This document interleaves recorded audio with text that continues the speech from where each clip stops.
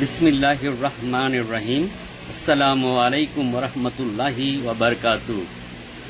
তো যিনি হাদিস এবং কোরআনে মিসকিন যাকে বলা হয়, তিনি কিভাবে মুফতি হন?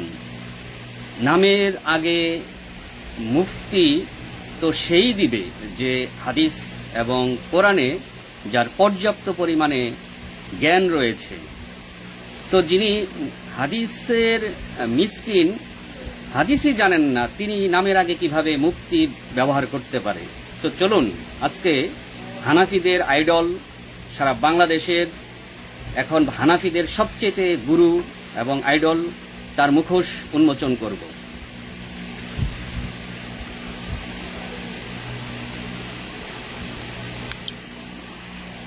তো আপনারা দেখতে পাচ্ছেন যে এখান থেকে দেখেন, আমি আপনাদেরকে দেখাচ্ছি মুফতি রাকিবুল ইসলামের আইডিটা। এই যে দেখেন, আপনারা আইডিটা দেখেন, এখানে তার ফলোয়ার সংখ্যা আপনার 19,000-এর মতো। তিনি বাংলাদেশের হানাফিদের এখন সবচেয়ে বড় আইডল এবং ধর্মীয় গুরু বলা যেতে পারে, কিন্তু সে হাদিসে মিসকিন। তার কাছে এখন ওহী নাজিল হয়। তিনি এখন নতুন করে বিধান দিচ্ছেন যে বেতের নামাজ 1 রাকাত পড়া নিষিদ্ধ ঘোষণা করেছেন হানাফিদের আইডল রাকিবুল ইসলাম মুফতি সাহেব। তিনি বেতের নামাজ নিষিদ্ধ ঘোষণা করে দিলেন। আল্লাহর বিধান, নবী মুহাম্মদ সাল্লাল্লাহু আলাইহি সাল্লামের যে বিধান আমাদেরকে দেওয়া হয়েছিল, সেই বিধান তিনি নিষিদ্ধ ঘোষণা করলেন। শুধু নিষিদ্ধ নয়, এবং এক পর্যায়ে আমি মনে করি তিনি নিজেকে এই ঘোষণার মধ্য দিয়ে তিনি নিজেকে নবী দাবি করেছে। তা না হলে তিনি কেন বেতের নামাজ 1 রাকাত নিষিদ্ধ ঘোষণা করলেন?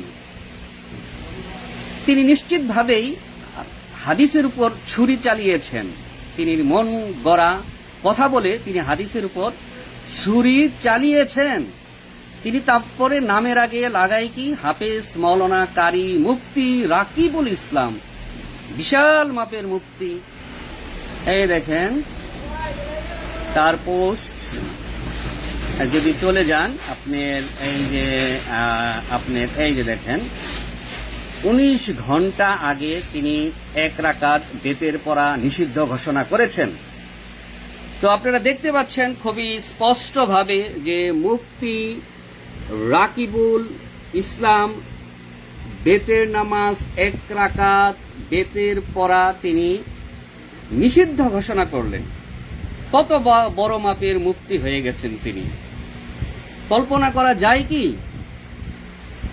আল্লাহর বিধান, নবী মুহাম্মদ সাল্লাল্লাহু আলাইহি সাল্লামের বিধানের উপরে তিনি ছুরি চালিয়ে দিলেন এবং তিনি নিষিদ্ধ ঘোষণা করলেন। আমি মনে করি যে এই ধরনের পোস্ট তিনি নিজেকে ইসলামের নতুন করে একটি শরীয়ত তিনি কায়েম করার চেষ্টা করছেন, এবং ইসলামের যে বিধান, সেই বিধানের উপরে তিনি ছুরি চালিয়েছেন। এই দেখেন খুবই স্পষ্ট একটা পোস্ট, 1 রাকাত বেতের পড়া নিষিদ্ধ। তো আপনারা দেখতে পাচ্ছেন, আমি খুবই ভালো করে দেখাইলাম যে মুফতি রাকিবুল ইসলামের যে একজন, তিনি বিশাল মাপের মুফতি হয়ে গেছেন। আপনারা জানেন যে অসংখ্য হাদিসের রেফারেন্স রয়েছে যে বেতের নামাজ 1 রাকাতও পড়া যায়, কিন্তু তিনি কিভাবে তিনি 1 রাকাত বেতের পড়া নিষিদ্ধ ঘোষণা করতে পারেন? আল্লাহ রাসূলের বিধানের উপরে তিনি ছুরি চালিয়েছেন 100%। দেখেন আপনারা, 1 রাকাত বেতের পড়া নিষিদ্ধ ঘোষণা করে তিনি আল্লাহ রাসূলের যে বিধান, আল্লাহর যে বিধান, তিনি সেটার উপরে ছুরি চালিয়েছেন। এই দেখেন, এবার আমরা দলিল নিব। ঠিক আছে, আমার কাছে দেখেন, আমার কাছে রয়েছে এখন সহিহ মুসলিম, তারপরে রয়েছে আবু দাউদ, তারপরে রয়েছে মুয়াত্তা মালিক, তারপরে রয়েছে বুখারী। চলুন আমরা এখন তিনি যে ভাবেন যে আমরা মনে হয় যে কোনো কিছুই জানি না, তো চলেন দেখেন আমরা হাদিস থেকে এখন দলিল নিব। সহিহ মুসলিম 2য় খণ্ড। তো এখানে এই হাদিসে যদি আপনি চলে যান, দেখেন 1635 নাম্বার হাদিসে যদি আপনি চলে যান, দেখেন 1635 নাম্বার, সেখানে খুবই স্পষ্টভাবে বলা হয়েছে যে আব্দুল্লাহ ইবনে ওমর ইবনুল খাত্তাব রাদিয়াল্লাহু আনহু থেকে বর্ণিত, তিনি বলেন, একদিন জৈনিক ব্যক্তি দাঁড়িয়ে বলল, হে আল্লাহর রাসূল, রাতের সালাত কিভাবে আদায় করতে হবে? জবাবে রাসূল সাল্লাল্লাহু আলাইহি ওয়াসাল্লাম বললেন, রাতের সালাত দু রাকাত করে আদায় করবে। অতঃপর এখানে দেখেন, অতঃপর তিনি বলতেছেন, যখন ভোর হয়ে আসছে বলে মনে করবে তখন এক রাকাত বেতের আদায় করবে। যেখানে আল্লাহ রাসূল বলতেছেন যে এক রাকাত বেতের আদায় করবে, যখন ভোর হয়ে যাওয়ার সম্ভাবনা দেখবে তখন তোমরা এক রাকাত বেতের আদায় করে নিবে। সেই রাসূল সাল্লাল্লাহু আলাইহি ওয়াসাল্লামের হাদিসের উপর মুফতি রাকিবুল ইসলাম ছুরি চালিয়ে দিল। খুবই আশ্চর্য ব্যাপার। আচ্ছা গেল। এবার দেখেন আমি সহিহ মুসলিম থেকে আপনাদেরকে রেফারেন্স দিলাম। এবার আমি আপনাদেরকে আবু দাউদ, এখানে দেখেন আরেকটি গ্রন্থ সুনানে আবু দাউদ, এখান থেকে আমি রেফারেন্স দিব আপনাদেরকে।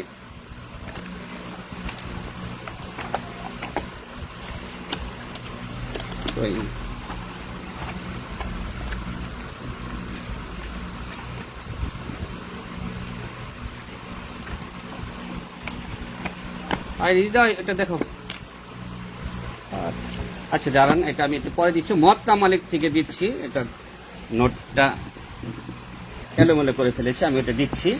তো এখন দেখেন মুয়াত্তা মালিকে যদি আমি চলে যাই, মুয়াত্তা মালিক প্রথম খণ্ড, এখানে দেখেন এই হাদিসটি, এখানে মুয়াত্তা মালিকের এই গ্রন্থের যদি আপনি চলে যান, দেখবেন যে এখানে কিন্তু খুবই স্পষ্টভাবে বলা হয়েছে 261 নম্বর হাদিসে নবী সাল্লাল্লাহু আলাইহি ওয়াসাল্লাম এর সহধর্মিণী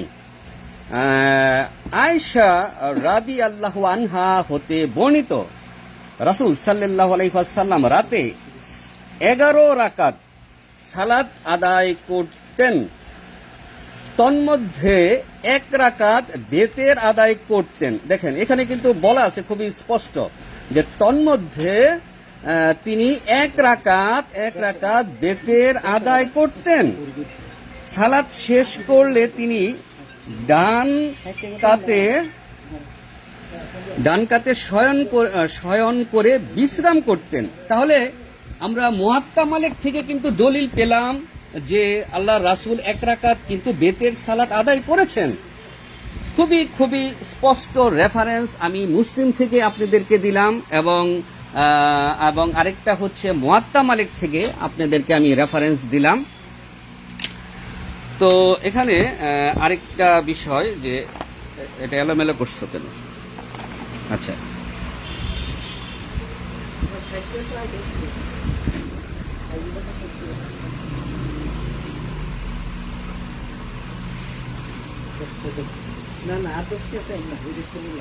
এই যে দেখেন, এটা রাখো, আমি এটা কাজ করতেছি।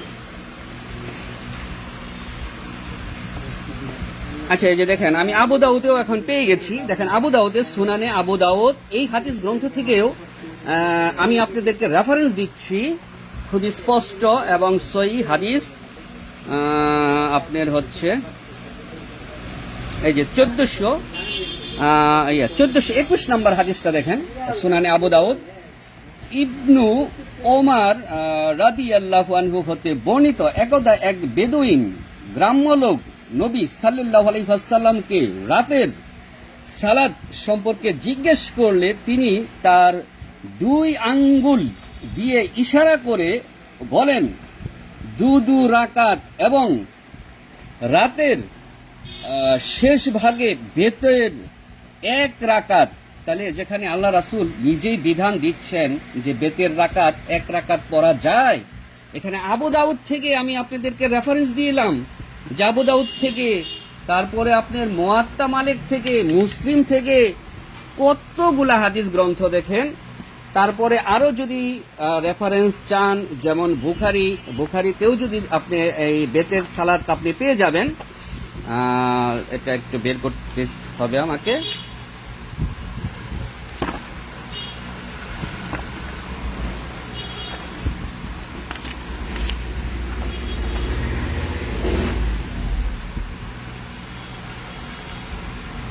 দাঁড়ান 1 মিনিট, বের করতেছি। আচ্ছা দেখেন, এখন দেখেন আপনারা, এখন আমি বুখারিটা আমি হাতে নিলাম এবং সেখানেও দেখেন, এখানেও বলা আছে বুখারি যদি 990 নাম্বার হাদিসটি আপনি পড়েন, এখানে দেখেন ইবনু ওমর রাদিয়াল্লাহু আনহু হতে বর্ণিত, এক ব্যক্তি নবী সাল্লাল্লাহু আলাইহি ওয়াসাল্লামের নিকট রাতের সালাত সম্পর্কে জিজ্ঞেস করল। আল্লাহর রাসূল বললেন, রাতের সালাত দু রাকাত করে, আর তোমাদের মধ্যে কেউ যদি ফজর হওয়ার সম্ভাবনা আশঙ্কা করে, সে যেন 1 রাকাত সালাত আদায় করে নেয়। এবং বলা হচ্ছে যে আর সে যে সালাত আদায় করলো তা তার জন্য বেতের হয়ে যাবে। অর্থাৎ 1 রাকাত যদি মানে ভোর হয়ে যাওয়ার সম্ভাবনা কিংবা আশঙ্কা থাকে, সে যদি 1 রাকাত সালাত আদায় করে নেয়, তা তার জন্য বেতের হয়ে যাবে। এখানে বুখারীতেও আপনি কিন্তু খুবই স্পষ্টভাবে আপনি রেফারেন্স পেয়ে যাবেন।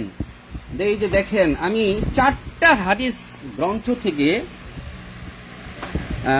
তো এই যে দেখেন, তো ঘটনা হলো যে আমি আপনাদেরকে বুখারী, সহিহুল বুখারী, আবু দাউদ, মুয়াত্তা মালিক এবং মুসলিম থেকে 4টা হাদিস গ্রন্থ থেকে আপনাদেরকে দেখালাম যে বেতের সালাত 1 রাকাত পড়া যায়। তো বেতের যেহেতু বেজর, এটা 1 রাকাতও পড়া যায়, এটা আল্লাহ রাসূলেরও বিধান। তো তিনি কিভাবে 1 রাকাত বেতের পড়াকে তিনি নিষিদ্ধ করে দিতে পারেন? আমার প্রশ্ন হচ্ছে যে ইদানিং কি তার কাছে কি কোনো ওহী নাজিল হয় কিনা? যদি ওহী নাজিল হয়ে থাকে তাহলে বলতে পারে যে হ্যাঁ 1 রাকাত বেতের পড়া নিষিদ্ধ, যদি ওহী নাজিল হয়। এটা হলো একটা প্রশ্ন। আর তিনি কিভাবে নিজেকে মুফতি দাবি করে, আমি এতে আশ্চর্য হয়ে যাই। যিনি হাদিসই জানেন না, তিনি একজন বড় মাপের মৌলানা এবং মুফতি হয়ে গেলেন, এবং বেতের রাকাত 1 রাকাত বেতেরকে তিনি নিষিদ্ধ ঘোষণা করে দিলেন বাংলার জমিনে। কি আশ্চর্য ব্যাপার! যিনি হাদিসই জানেন না, হাদিসে যদি মিসকিন হয়, তাহলে তাকে কি মুফতি বলা যাবে? প্রশ্নটা আপনাদের কাছে রইল। আর যিনি নিষিদ্ধ ঘোষণা করবেন, এই নিষিদ্ধ ঘোষণার অধিকার তাকে কে দিয়েছে? প্রশ্ন আপনাদের কাছে, নিষিদ্ধ ঘোষণার অধিকার তাকে কে দিয়েছে? সে নিজেকে বড় মৌলানা মুফতি দাবি করে। আপনারা জানেন যে কিছুদিন আগে একটি সে অকারেন্স ঘটিয়েছিল। সালাফি 3 জন স্টুডেন্ট তিনার কাছে মেহমান হিসাবে গিয়েছিল, এবং সেখানে তিনি এমন একটা বিশ্রী ঘটনা ঘটিয়েছেন যে সূরা ফাতিহা চ্যালেঞ্জ, আরবি ইবারত সহিহ বুখারী থেকে চ্যালেঞ্জ, বুখারী হাদিস চ্যালেঞ্জ, অথচ সে বুখারীর হাদিসই সে আজকে জবাই করে দিল। খুবই অবাক করার বিষয়। তিনি বলতেছেন যে বুখারী থেকে আরবি ইবারত পড়তে হবে, তিনি বলতেছেন বুখারী থেকে আরবি ইবারত পড়তে হবে। আরে বেটা, তো সে নিজেই হাদিসে মিসকিন, বুখারীর হাদিস জানে না। সে তো নিজেই হাদিসে মিসকিন হয়ে বসে আছে। বুখারীতে স্পষ্ট বলা আছে 1 রাকাত বেতের পড়া যাবে, আর সেখানে সে বুখারীর হাদিস সে জবাই করে দিয়ে বলতেছে যে 1 রাকাত বেতের পড়া নিষিদ্ধ ঘোষণা করলো। এবং সে 3 জন সালাফি স্টুডেন্ট সেখানে গিয়েছিল তার মাদ্রাসায়, সে সেখানে তাদেরকে অপমান অপদস্থ করলো, পাঞ্জাবি টেনে ছিঁড়ে ফেললো, শার্টের বোতাম ছিঁড়ে ফেললো। তারপরে সে তার মাদ্রাসার স্টুডেন্ট দিয়ে সন্ত্রাসী কায়দায় যা খুশি মানে তিনজন সালাফি মানহাজে তারা আলেমও না, তিনজন অনলি সালাফি মানহাজ, তারা সালাফি মানহাজ তারা ফলো করে, তাদেরকে অপমান অপদস্থ হেয় প্রতিপন্ন করলো চায়ের দাওয়াত দিয়ে, তাদের পাঞ্জাবি ছিঁড়ে ফেললো, তাদেরকে মারধর করা হলো, তারপরে শার্টের বুতাম ছিঁড়ে ফেলা হলো, তাদেরকে যা খুশি বাধ্য করা হলো সেই মাদ্রাসায়। এবং এই যে দেখেন বুখারী, এই বুখারী সে নিয়ে এসে তাদেরকে বলতেছে বুখারীর আরবি এবারত পড়ো। নিজেকে বড়, অনেক বড় মাপের মুফতি সে প্রমাণ করার জন্য সে বলতেছে যে বুখারীর আরবি এখান থেকে খুলে দিলাম, আরবি এবারত পড়ো। আরে বেটা, তুমি তো হাদিসই তুমি মিসকিন, তুমি যেখানে বুখারীর হাদিসে মিসকিন, তুমি সেখানে তোমার কিসের মৌলানা মুফতির পাওয়ার? তুমি তো নিজেই মূর্খ সেজে বসে আছো। বুখারী, মুসলিম, আবু দাউদ 4টা হাদিস থেকে আমি আপনাদেরকে আজকে ভিডিওর মাধ্যমে দেখালাম যে বেতের নামাজ 1 রাকাত পড়ারও নিয়ম রয়েছে, সেটা আল্লাহ রাসূলের বিধান, আর তিনি সেখানে 1 রাকাত বেতের পড়া তিনি নিষিদ্ধ ঘোষণা করে দিলেন। এ প্রশ্ন আমি জাতির কাছে রাখতে চাই যে তিনি কিভাবে নিজেকে মৌলানা মুফতি দাবি করে, যে হাদিসে মিসকিন। মুফতি তো তাকেই বলা হয় যিনি মুফতি, তিনি হাদিস কোরআনের স্পেশালিস্ট। সোজা কথা, ওই আপনার গড় করে আরবি পড়লেই মুফতি হওয়া যায় না। আমি নিজেকে আরবি পড়লাম, রিডিং পড়লে, আরবি রিডিং পড়লেই নিজেকে মুফতি মৌলানা দাবি করা যায় না। হাদিস জানতে হয়, হাদিস, কোরআন এবং তাফসির এগুলি অর্থ জানতে হয়। যদি এগুলির অর্থ নাই জানেন তাহলে নিজেকে কেন মুফতি দাবি করবেন? আপনি তো নিজেকে এই পোস্টের মাধ্যমে আপনি যে একজন গণ্ড মূর্খ, সেই মূর্খের পরিচয় দিয়েছেন। নিজেকে একজন হানাফি মুফতি দাবি করেন, আপনাকে সবাই আইডল মনে করে, হানাফিদের আপনাকে সবাই আইডল মনে করে। কিছুদিন আগে আপনারা দেখেছেন রেজাউল করিম আবরার এই 1 রাকাত বেতের সালাত নিয়ে খুব ঘাটতারামি করতে আগে, তারপরে কিন্তু সে নত স্বীকার করে তারপরে ভিডিওতে বলেছিল যে 1 রাকাত বেতের পড়া যায়। এবং মুফতি গিয়াসউদ্দিন তাহেরি তিনিও এক সময় এই 1 রাকাত বেতের বিরোধিতা করতেন, এবং ভিডিও যখন আহলে হাদিস কিংবা সালাফিরা বলতো যে 1 রাকাত বেতের পড়া যায়, তখন তাদেরকে খবিশ ইহুদিদের দালাল বলা হতো। এরকম ইচ্ছা স্বাধীন মানে যা খুশি তাই বলতো। পরবর্তীতে তিনি আবার স্বীকার করতে বাধ্য হয়েছেন। এই আপনার এই যে গিয়াসউদ্দিন তাহেরি, তিনি বুখারীর একটা হাদিস নিয়ে এসে তিনি বলছেন মুয়াবিয়া রাদিয়াল্লাহু আনহু তিনি 1 রাকাত বেতের পড়েছেন, এবং সেখানে সে চিল্লাচিল্লি করে বলেছেন যে এই হাদিস কি আমার বাপে লিখেছে রে, এই হাদিস কি আমার বাপে লিখেছে। এই কথাটা মুফতি গিয়াসউদ্দিন তাহেরি ওই দেখেন ওই ভিডিওতে এইভাবেই বলেছিল যে এখানে যে 1 রাকাত বেতের পড়া যায় এটা কি আমার বাপে লিখেছে, এইভাবে গিয়াসউদ্দিন তাহেরি বলেছিল। এই যে দেখেন রেজাউল করিম আবরার 1 রাকাত বেতের ঘোর বিরোধিতা করেছে, সোজা হয়ে গেছে। তারপরে ওই যে গিয়াসউদ্দিন তাহেরি আহলে হাদিস সালাফিদেরকে ইহুদি খ্রিস্টানদের দালাল বইরা শেষ। তারা যখন বলে যে বেতের রাকাত 1 রাকাত পড়া যাবে, তখন একেবারে ইহুদি খ্রিস্টানদের দালাল বানাই দেয় এবং ফেতনাবাজ বলে। পরে কিন্তু ঘাটতারামি করে ঠিক সোজা হয়ে গেছে, একেবারে সোজা হয়ে গেছে। যখন আজকে যারা সাধারণ জেনারেল লাইনের স্টুডেন্ট যখন এই দলিল নিয়ে ঘাটাঘাটি করবে না, দলিল কিংবা কোরআন হাদিস নিয়ে একটু পড়াশোনা করবে না, সব মুখোশ উন্মোচন হয়ে যাবে। কারণ এখন সকল কিছুর অনুবাদ সব বের হয়ে গেছে। হাদিস সিয়াসিত্তা থেকে শুরু করে প্রায় সকল গ্রন্থ হাদিসের সকল কিছুর অনুবাদ বের হয়ে গেছে।